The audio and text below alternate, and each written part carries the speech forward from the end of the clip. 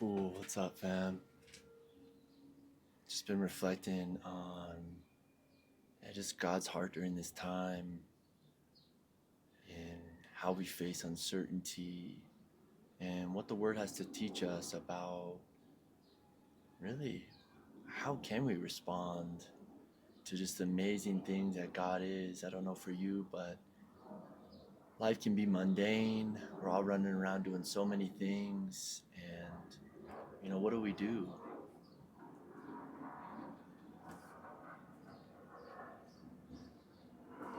With just how incredible this really is. The idea that Jesus died and rose again. And for you, I think a lot of people struggle with the idea of God and how to interact with God and what does that actually mean on Monday, on a day-to-day basis, and how do we live knowing that God is real? What does that even mean? How do we interact with it?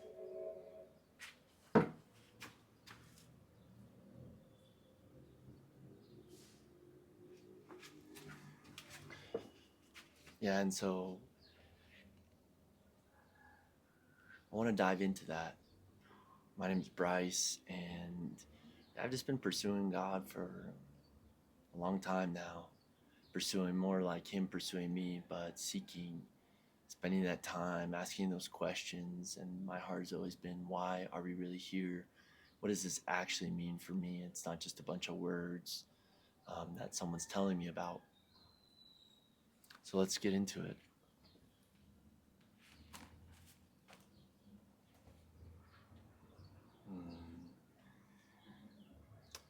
So let's just start backwards. A few words that stood out. It's interesting in my Bible, they're actually kind of in a different font. I think it's a misprint, but it says, "In going to the tomb, rolled back. Going to the tomb, rolled back the stone and sat on it." In going to the tomb, rolled back the stone and sat on it. So that's an interesting thing to be kind of like in a weird font, but it just stuck out to me. So that's the angel, right? I went back and rolled back the stone in front of Jesus' tomb. And, I think about that. Did he just kind of have this random intuition and go do it? I'm sure it was something God told him to do. And so then that kind of just goes into like, what does God tell us to do? How do we respond? And I'm going to be hitting a lot of different points, but they all come together. Because a lot of times in life, again, it's just like, how do we respond? God, what are we supposed to do?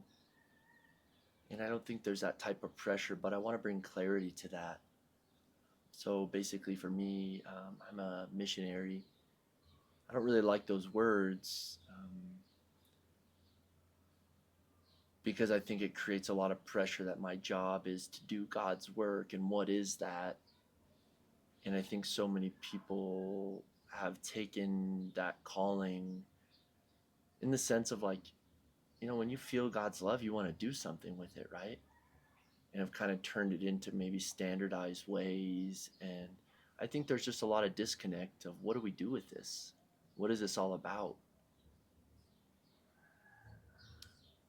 So what did that look like? The interaction look like between the angel and God? Go do this. What does that look like for us? Like, go do this.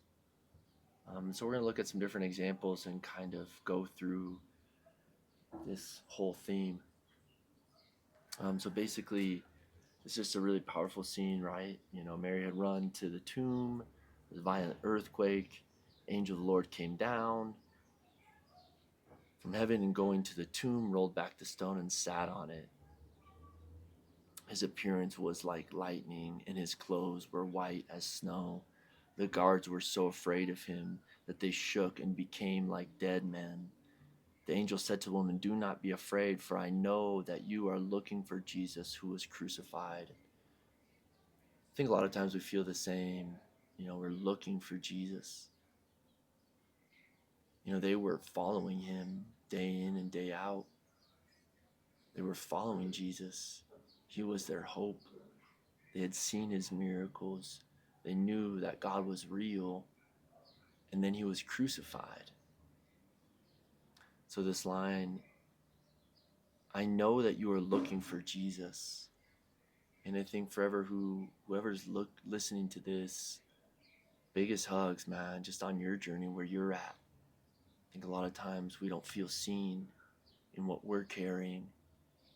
And I just sense that longing in your heart that you're looking for Jesus. You're looking for complete love. You're looking for rest. And that's why you're here. That's why I started looking for God, because nothing else worked. And I was tired of just saying that it was okay, that I was okay when I was dying. And I think there's still a lot of areas in my life like that. But I found so much hope here. And I don't want this to be a mystery anymore, but there is a real interaction you can have with God. And he sees you're looking.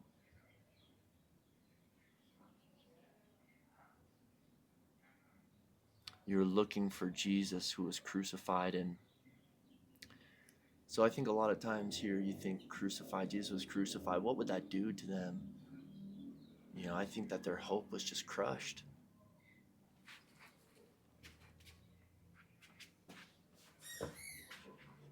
You know, and a lot of times your hope has been crushed. Our hope is crushed. You know, that wonder about life, that it can be different, that there's some reason for it, gets crushed. Why are we even here? Their hope was crushed. Imagine looking at a grave, running to a grave, running to a dead place until you just accept that that's all that there is, that there isn't anything else. And just that hope dies. The Bible says that hope is the anchor to the soul. I think a lot of times we've actually lost feeling. We've forgotten how to feel. We're just doing everything we gotta do, day in and day out, and there's not really any time to think. But I think that scene is pertinent, waiting at a tomb.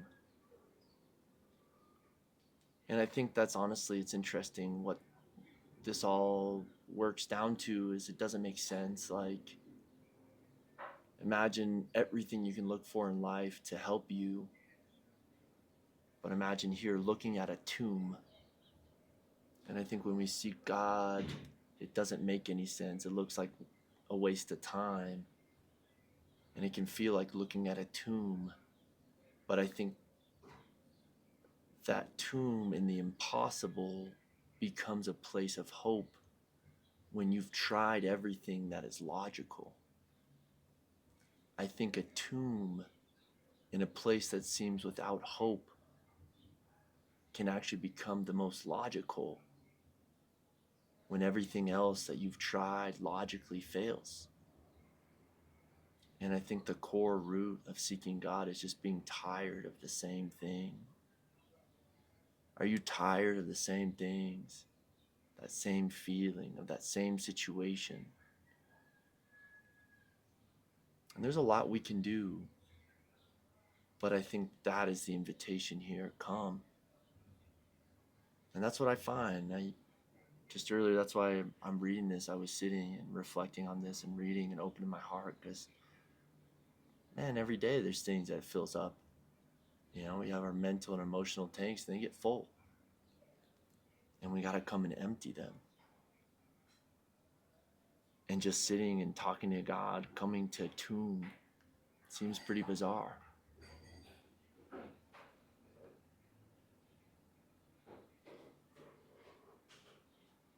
He is not here. He has risen, just as he said. Come and see the place where he lay. Then go quickly and tell his disciples, he has risen from the dead and is going ahead of you into Galilee. Come and see the place where he lay. He is not here. And if a lot of you have had interactions with God and Jesus, and if you haven't, just like sitting here, and maybe it hasn't rained for a long time, and you're thirsty, and all of a sudden it rains. Waiting at the tomb, waiting, and then you call on God. He says, I have risen. So what does that mean? I have risen. Being dead and literally being brought back to life. And this is one of the main premise here. What does that mean for us? What does that mean for you?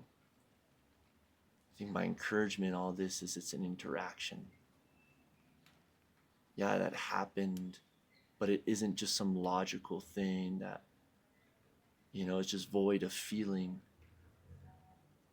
It's something, when I mean interaction, I think it's relationship. It's like you can read about someone, but you spend time with them, and it's something different. What does it mean? He has risen just as he said. And just imagine what those words meant to them,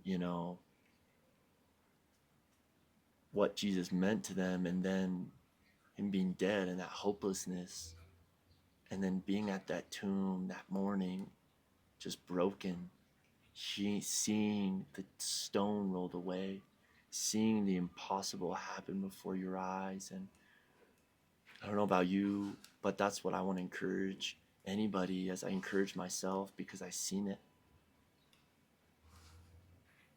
The impossible does happen. The joy does come. Healing does come.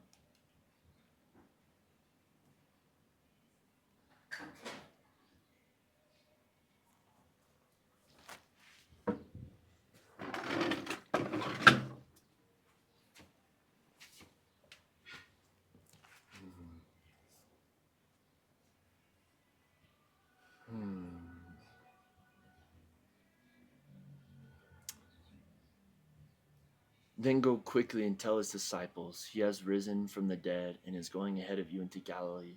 There you will see him. Now I have told you. So the woman hurried away from the tomb, afraid yet filled with joy, and ran to tell his disciples. So I think something crazy here. This isn't something the disciples did. And I think that's the hardest part, I think, in life. We learn that we have to rise up, lift ourselves up by our bootstraps, even our healing. And that's what's so hard about this, is coming to God is a place you don't control. The grave is a place you don't control. Jesus died. It's not something you can control. It's something God did. And so what this space is when you come to God, when you come to that tomb representing your hopelessness, and you just doing everything you can in life to make it work and feel better and help those around you. You can do a lot of things, but often the true reflection is looking inside of yourself. And do you feel that emptiness? That emptiness that's just kind of raw and numb, and it's like, yeah, you can tell everybody in the world that you're good, put on a smiley face. But the question is, how are you really inside of your heart? How are you really? We don't ask ourselves that enough. So much of it is this defense we've learned from a childhood, where we got hurt, and we learned we don't ever want to be hurt again. So we cover, we hide. We might learn that there's something wrong with us. We got rejected. So we constantly think that something's wrong. So we never learn just to come as we are. The Bible talks about come as children, vulnerable. We learn that vulnerability is the enemy. We never want to be vulnerable.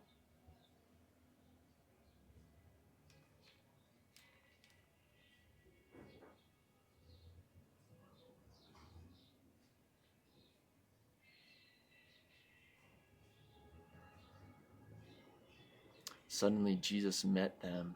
Greetings, he said. So this is an interesting reflection. I think most people, when they encounter God, like, or they don't, God, whatever. But I think it's powerful to reflect on the significance of rising from the grave, from seeing the impossible come in where there was no hope.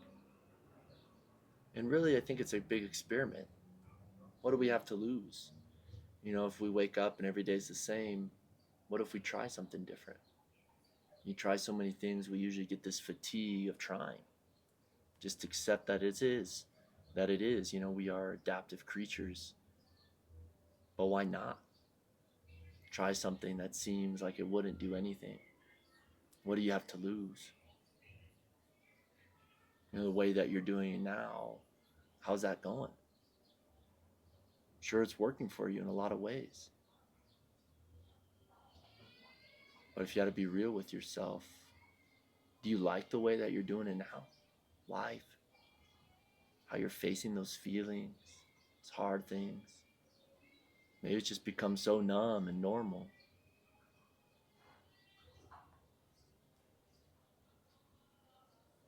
They came to him, collapsed his feet, and worshipped him. It does say that. They came to him, clasped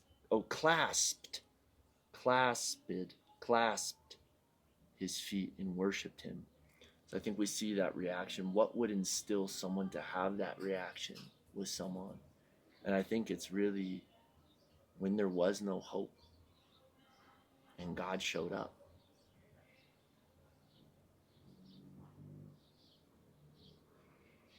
And Jesus said to them, "Do not be afraid. Go and tell my brothers to go to Galilee. There they will see me." So the other day, I walked out of Oli, my mother-in-law's house, and across the street was Enrique. There was a police car. Enrique, he's a carpenter. Well, I don't think carpenter's the right word, but construction guy. He does remodel projects and stuff. And he was drunk and just like chilling on the ground, just like super, super drunk, just across the street, like right in front of me. There's some other neighbor like there, kind of being I don't know. And so I just go over there. Like the cop didn't know what to do. It looked like they were probably going to take him. I was like, "Oh, he lives right here." I actually had a key to the house because we have a little storeroom in there. And so I just lifted him up. He could barely walk, and he had some chicken. And I just walked him in, sat him down. He was just trying to, he could barely get out any words. And, then I just pieced out. Subsequently, like I learned, through Andy's mom and stuff that turns out, I guess he has terminal cancer. And so he just got really upset about it. A couple of weeks go by. Yesterday, I go down there to put some stuff in our storeroom, and he kind of comes out with just this huge smile and tells me he just got back from his pueblo. I know he'd gone out there to see his mom or something. But then he just starts telling me about how God cured him of his cancer.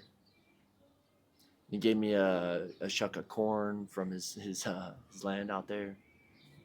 But he just kept going on about how God cured him of his cancer. And it was terminal cancer. And man, I was kind of taken aback. I could tell he's actually a little drunk then, and and he's just telling me, but I could see this joy in his face. Tell something happened, and he tried to tell me the story. I was trying to tell if he was just like kind of full of shit or what, um, but I couldn't see any inconsistencies in his face or what he told me. And so it's interesting, like when someone has an encounter like that, and I encourage him in that too, like, people won't be able to comprehend that, It's like when you get so excited and you go tell someone else, like, "Oh, yeah," and then it kind of ruins your buzz in a way, But like people wouldn't be able to comprehend that. I wasn't. And so I just was like, "Oh man, it's so powerful." And, and then he wanted to like, "All right, let's get together and like have a Bible study and invite all your friends." And, honestly, I didn't know how to respond to that. I was kind of like, oh, got kind of like I don't know. I get kind of, I don't know, like seems overwhelming thinking about all that, sometimes. And so I just think about these women like clasped at Jesus' feet after everything that they had hoped for was crushed, and just worshiping. And how do you explain that to someone? Are you even supposed to? What do we do with that experience that we've had with Jesus? And if you haven't had it, how do we have that experience that would cause you to fall and clasp the feet of Jesus and be in joy and praise God? Like, what would you do if you had terminal cancer and you were cured of it and you knew it wasn't medicine? And I think this happens all the time. And I want to keep diving into that.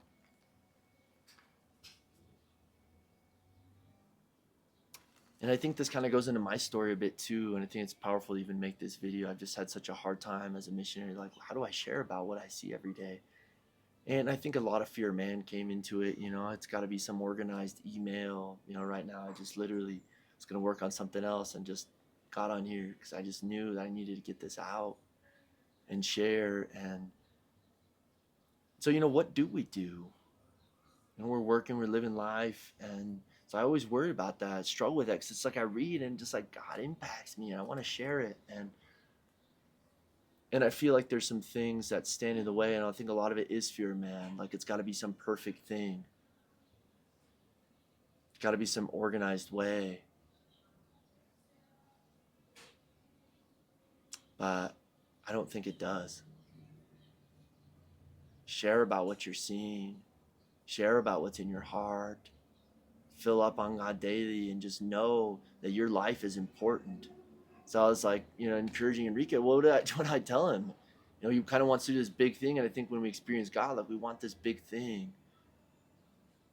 But I think it's about relationship and encounter. Go to God. Sit with him. And he will guide you. And more than doing something, it's so much more about him just loving you. Just basking in that love, because it's that love that transforms us. It's that love that does something. That love that that doesn't do something. It doesn't like come from you. I remember just like I used to smoke so much weed, and it just numbs you. I remember just lying in my bed, like looking for a reason to wake up, and just started crying out to God because I couldn't change. I told myself every day I would stop smoking weed, and I couldn't. And when something comes and hits you and it doesn't come from you, like it's not you just making it up. And I think that's what Enrique was feeling like. He was literally ready to die. He said he like laid on his bed at night and was like ready just to die, like literally. And he just cried out to God.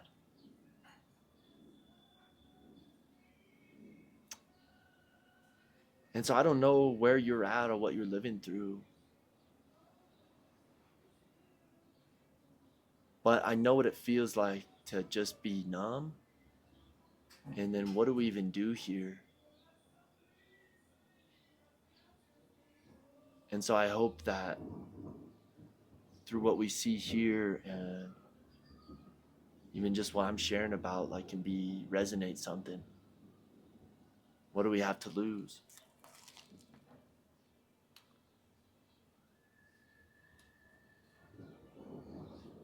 Then the 11 disciples went to Galilee, to the mountain where Jesus had told them to go.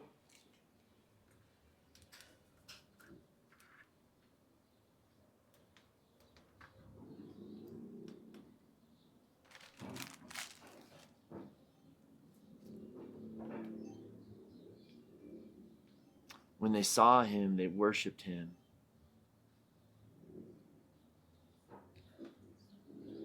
But some doubted. So they saw him, like, told him to go up to Galilee, and they went, and then they saw him and worshiped. It says some doubted. I was praying, we were praying last night, and I was just praying against doubt. How do we face life in these circumstances and these impossible things? Last year, about a year ago in May, we moved to the States. My wife, is super pregnant. We moved in May. Our son was born in July, and she'd never been in the States. Such a different cultural shift, and we were surrounded by family, but it was really hard. I'm a full-time volunteer, raising partnership and like finances. People donate to us, and that's how we continue our work. It's been the hardest thing ever because there's really no, hey, help us with this so that we can keep helping people. And anyways, and so we actually burned through all of our savings, probably about like 4 grand. Um, and then I started working, but what do you do in those moments? And I think it was so easy. Like God taught us, and I ended up working and doing some other stuff, doing construction and stuff. But how do we face that? And I think doubt is a huge thing. So last time we were praying just about that panic and fear that comes from doubting, because it's either doubt and believe that Jesus died and rose or not. Like God is real and can help us and do impossible things. And if I turn to him, it's not in vain or not.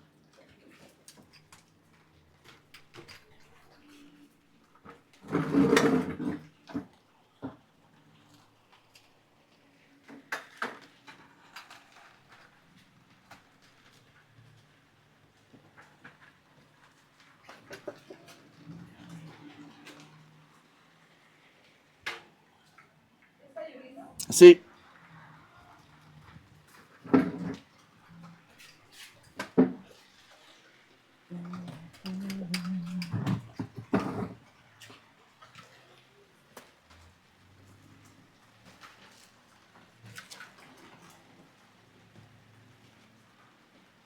so that doubt can plague us.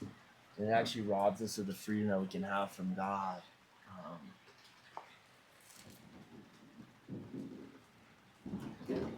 Then Jesus came to them and said, all authority in heaven and earth has been given to me. Therefore, go and make disciples of all nations, baptizing them in the name of the Father and of the Son and of the Holy Spirit, and teaching them to obey everything I've commanded. And surely I am with you always to the very end of the age. So, what are we to do? And I think that part, teaching them to obey everything, it's interesting. My other readings in Exodus, and so they've just gotten to the desert and God freed them. And it says, then Moses led Israel, they're just praising God that they got out of the Egypt and stuff, right?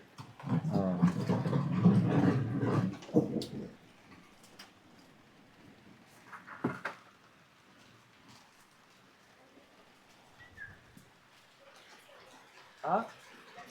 No.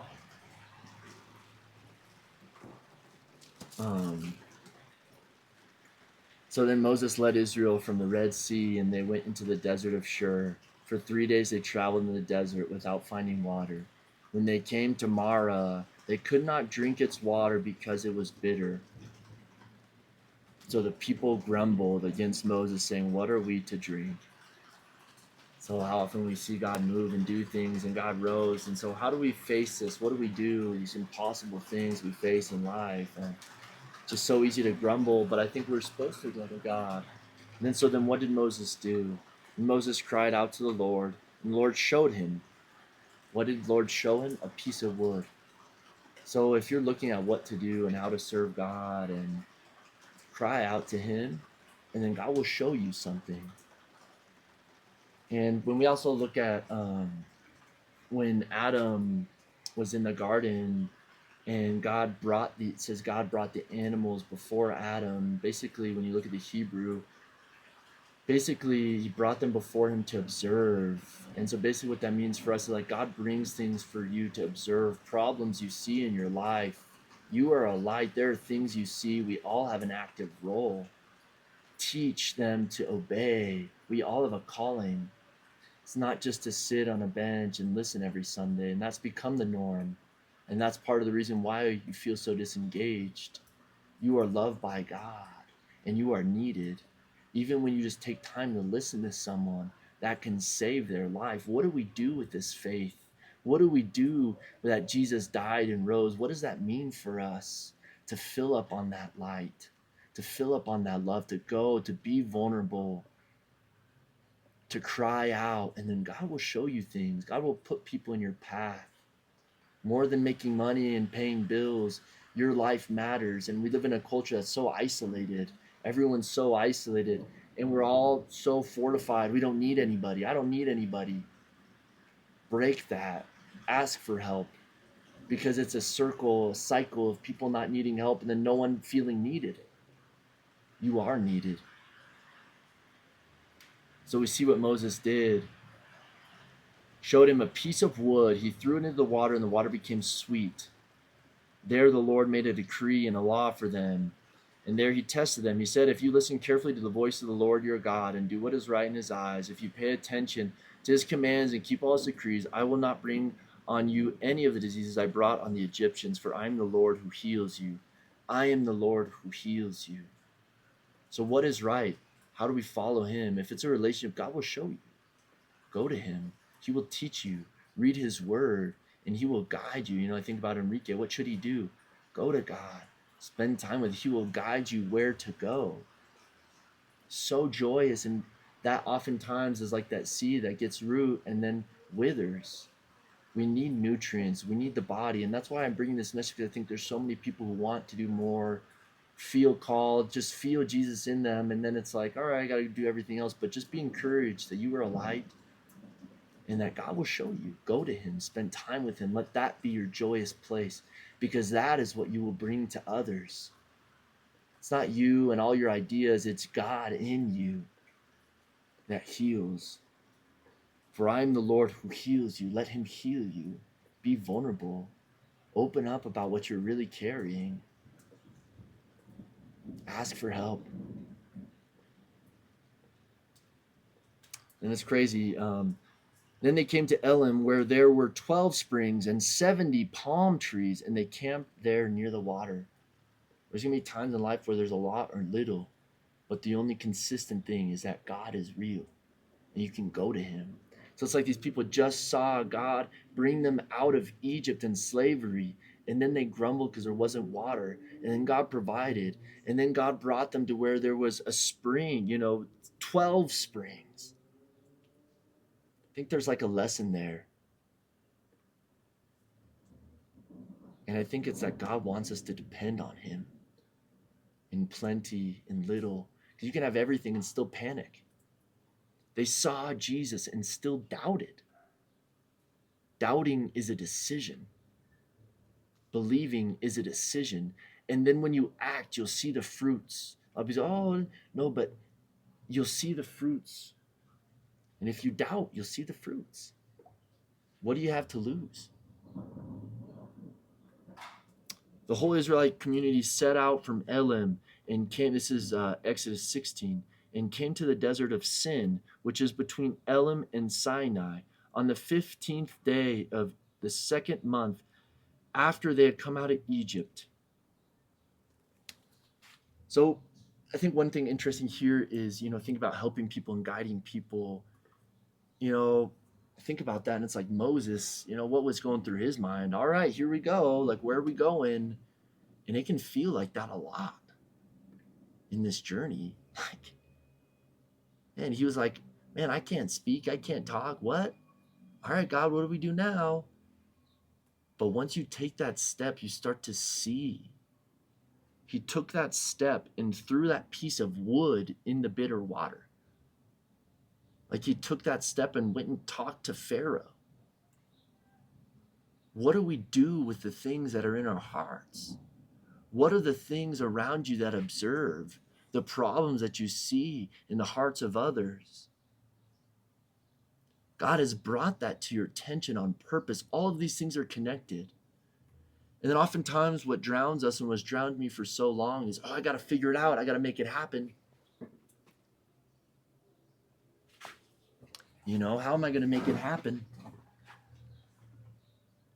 And so what's crazy about that passage in Genesis when Adam names the animals, God brought them before him to see what he named him. So what's crazy about the Hebrew tradition is it's not just words that mean these logical things. There's deep connections. And so whenever God puts something on your heart like that, his provision is connected to it.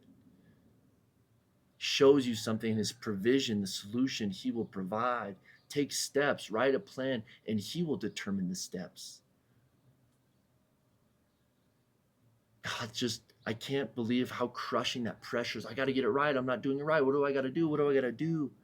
I remember when I was smoking all the time, that was my constant thought. What do I do? What do I do? What do I do? And I would just smoke to do something.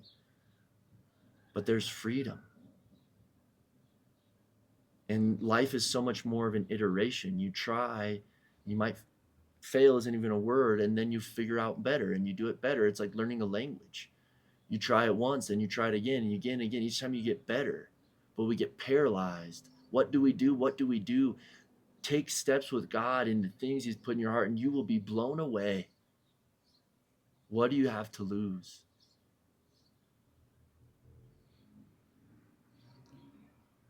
It's 15th day of the second month after they had come out of Egypt. 15 days after coming out of Egypt, and they'd already freaked out once that there was no water. And that's the thing. Doubt is a lot related to what we see. That's why I think we can't see God. It's like they saw Jesus and they still doubted. So belief is such a decision. And that's what's so crazy about reading the word. It's so encouraging because you see these impossibilities and God provides and God moves and God does. And they were outnumbered and they cried out to God. Moses cried out to God. There's a key here. Cry out to God and something happens. Come to the place of your brokenness where there's nothing left, where there's no more hope, and cry out to God and wait. Let go of your control and wait, and you will see God move.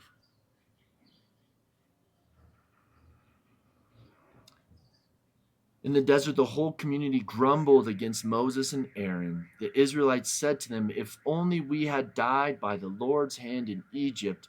There we sat around pots of meat and ate all the food we wanted. But you have brought us out into this desert to starve this entire assembly to death." Really, those pots of meat are starving you from God. You are so comfortable in life, what you have. You don't need God. You go to church, you don't need God. But look at that emptiness in your heart.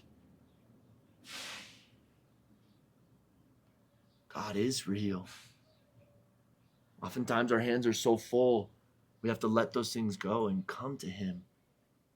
Oh yeah, God is real and full, man. I got all my solutions, all my perfect answers. I've never really had that very well. There's a lot of things that I do that in my own way, but my life, I never really had a plan or an answer. That's why I've never get out these emails or anything that I feel like I need to communicate. But here I am. And it's just like, here I am. I'm so afraid to be seen. Let go of what you have. See how God embraces you more than you could ever know.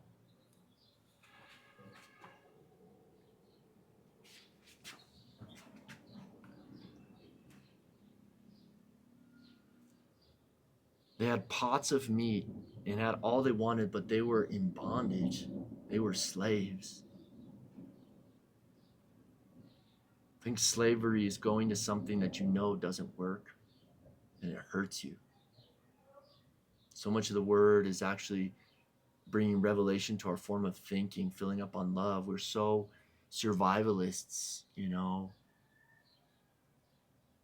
trying to cover up places where we weren't loved or trying to make a way. And life is harsh, Shit, you don't have money, you end up in the streets. Like, it's real. But God will always show you the step to take. And that's where you either trust or you don't.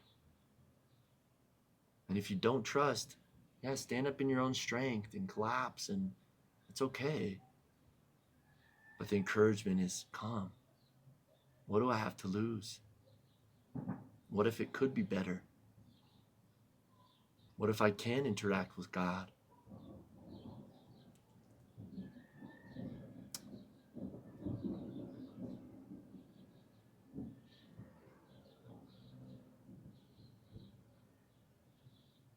And the Lord said to Moses, I will rain down bread from heaven for you. The people are to go out each day and gather enough for that day. In this way, I will test them and see whether they will follow my instructions. On the 6th day, they are to prepare what they bring in, and that is to be twice as much as they gather on the other day. So Moses and Aaron said to all the Israelites, in the evening you will know that it was the Lord who brought you out of Egypt. In the morning you will see the glory of the Lord, because he has heard your grumbling against him. Who are we that you should grumble against us? And I was thinking about this. I think sometimes we think that people are the problem. Someone else is the cause of our issue, even leadership or whatever. But think about who you're grumbling against, really. God is a good father. Will he give you a snake if you ask for food? Well, we don't see that. We just have learned conditionally to do it all on our own. Go to him. Talk to him about what you feel. And the fact that we've doubted isn't something to be ashamed of. It's just real. And then we can go to God and be real and honest and say, hey, I feel this. I've done this. Be honest with God. He brings freedom through that. And he will guide you.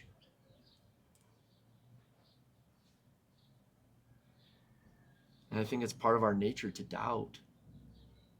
We have eyes that just are so endlessly hungry to see. But I think the message is go to God. Moses did. And then how do we bring what we have to the world? Fill up daily. Live in that joy. Don't panic. Take steps. Be vulnerable what you're feeling. And know that when you take time to listen to someone, it can save them. Teaching them. Teach with your life. Be an example, and God will shine through you. You weren't just meant to sit on a bench and listen. You have an active role. All authority in heaven. I don't know what that means, honestly. But I know that God is here. And that when I decide to take a step on that, everything changes. Doubt or hope. What does it mean that Jesus died and rose again? Either real or not. And if it's real, what do we do? It's just some head knowledge? I want to encourage you that it's to interact with him. Talk to him. Build a relationship. And it doesn't have to be some churchy, crazy thing. It's you sitting here talking to him. Open your heart. Read the word. Word might seem like a lot of words, but when you do it through that heart sense, that feeling. And this is 14 years of meditation, speaking.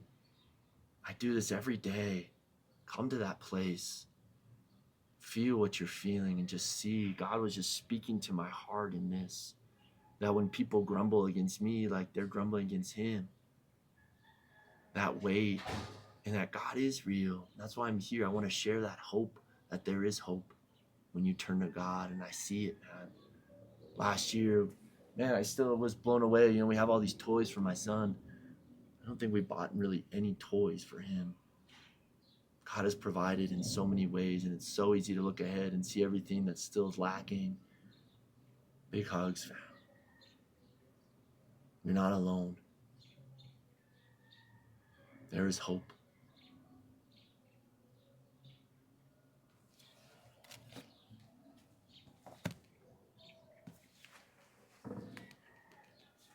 Here's my garden. This banana plant I brought from Puebla, from somewhere else, and it finally, for so long, it wasn't coming up. And these are jacarandas down here. This purple plant, these purple leaves later on. I've always wanted one. I finally planted some seeds, and they finally came up. This is jasmine. This is hibiscus. It finally flowered again. It hadn't flowered for a while. And I got some basil back there, bougainvillea. Some bugs eating all my bougainvillea. This is epazote. My cactus is flowering. And those are bougainvilleas too, those sticks next to it. Finally kind of coming up. I propagated those. One is doing okay. It's coming up with some stuff, so that's cool. Big hugs, man.